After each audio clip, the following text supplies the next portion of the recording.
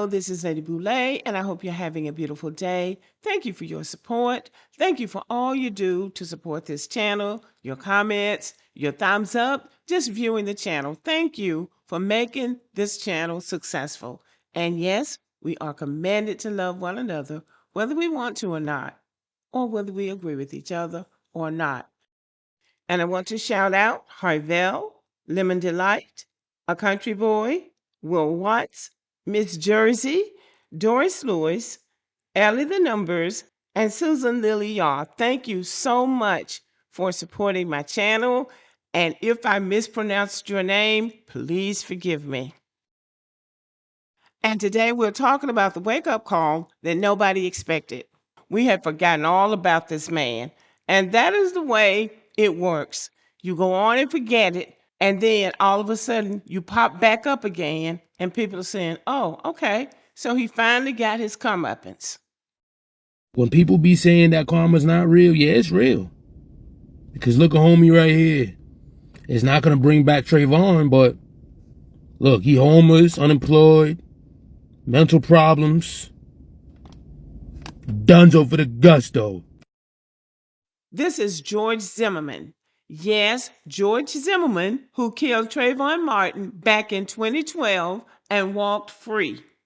TikTok has been buzzing saying he's homeless now, and people want to know if that's actually true. So let's break down that rumor. What's real and why this conversation keeps coming back around?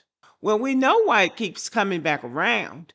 It keeps coming back around because you cannot do wrong and get away with it. It would have been better if they had found him guilty and let him go and spend some amount of time, whatever amount of time would have been fair for what he did. I don't know what that amount of time would have been, but he walked free, and he and all of the white supremacists were rejoicing because he had killed this black kid and gotten away with it. But where are his friends now? He is homeless. He's suffering from mental problems. He can't keep a job. Why? Because nobody will give him one. So all of those friends that were rejoicing and high-fiving when he got off for killing a black kid have disappeared, and he's left all alone. I don't even know where his parents are at this point.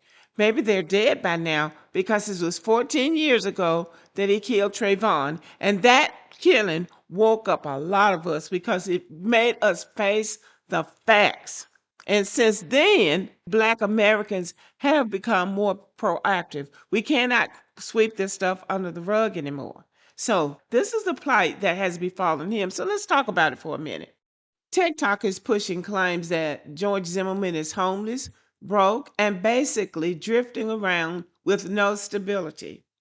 He's reportedly living in and out of temporary places, constantly moving, and dealing with mental strain. He's not working, he's not settled, he's not thriving, he's not even functioning socially.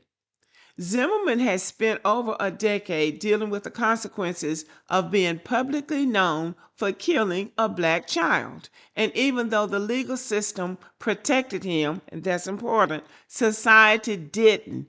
He's been isolated, rejected, and unable to keep a job. He's been arrested multiple times. He's filed lawsuits that went nowhere. He's been kicked off dating apps for using fake names, and he's been in and out of court for everything from domestic issues to stalking. This is someone who has never been able to rebuild a stable life because the world knows exactly who he is and what he did. When he did that, I remember people slapping people on the back and laughing, and that lawyer that defended him was going on TV trying to play like, George Zimmerman was some kind of a hero or something or other. But the public didn't want anything to do with him. Even some white people beat him up in a restaurant down in Florida. And that was kind of funny to me because I'm like, some white folk beat him up? But yes, they did. And people don't want to have anything to do with him because he stalked that child who was minding his business and shot him. And the world hasn't forgotten that, which goes to show you that there are decent people in this world because they have not let him live that down, and nobody has supported him. And those people who thought that it was so cute what he did haven't come to his rescue. So now he's homeless, he's broke, and he's mentally ill, and he's in and out of jail. It would have been better if he had left that child alone and let that child live, because that child was not a thug. He was just coming home from the store, from the corner store, and lost his life. And Rick Chow, if he stays in this country, is going to face the same consequence. He has already caused a lot of Asian people to lose their livelihood. You don't get anything by bothering people, and you certainly do not get anything by killing a kid, regardless of what color the kid is. But in America, it seems to be popular to kill a black kid because they think they can get away with it. Well, this is what getting away with it looks like. Zimmerman's downfall doesn't undo what happened. It doesn't bring Trayvon Martin back, unfortunately. It doesn't fix the system that allowed this, but it does show something important. Even when the courts fail, society still has a memory. People don't forget, and sometimes the consequences come from the world around you, not the judge in front of you. Zimmerman is living a life shaped by the weight of his own actions, and that is why his story keeps resurfacing.